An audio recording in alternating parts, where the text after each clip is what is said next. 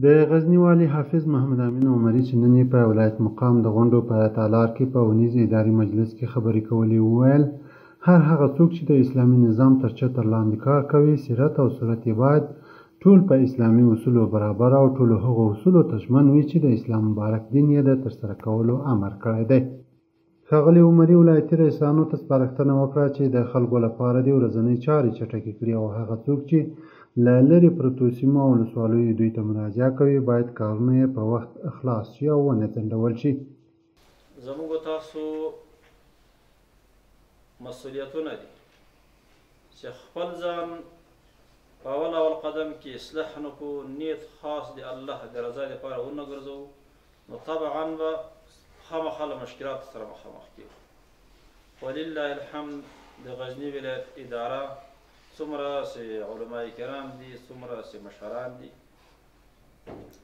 څومره چې مسؤلین دي، هغه الحمدلله تر ډېره حده پورې داسې نواقص او مشکلات نشته. د دې سره په دغه غونډه کې د ځمکو د غصب، د خښتو بټیو د کیفیت، د ناني د تلې او نور اړوندو موضوعاتو باندې خبرې او بحث وشو او په اړه یې لازم تصمیمونه ونیول شول. د یادونې وړ ده چې اونیز اداري مجلس هره سه شنبه ولایت مقام د غونډو په تالار کې د ولایتي ادارو د ستونزو د حل په موخه دایریږي چې د غزني والي مشري کوي. په دغه غونډه کې د غزني ولایتي ادارو ته راولاړ شوي ستونزو ته د حل مناسبې حل لارې لټول کیږي او په اړه یې تصمیمونه نیول کیږي.